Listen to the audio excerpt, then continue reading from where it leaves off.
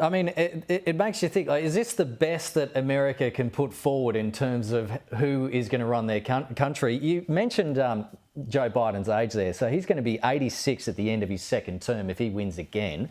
Does this make the vice president role more important this time around?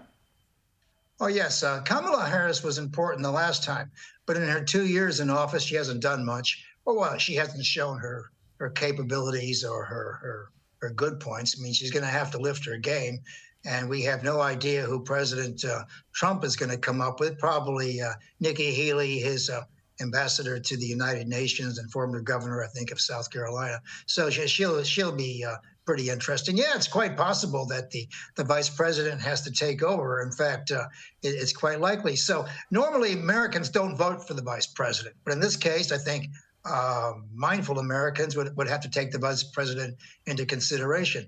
But the landscape's changing in America.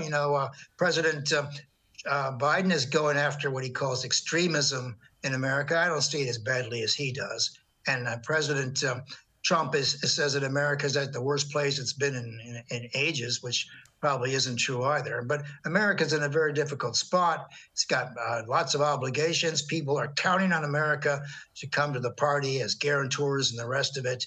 And of course, as the American economy goes, the rest of the world goes. I mean, when America catches a cold, the rest of the world gets pneumonia. So the economy has to keep spinning along.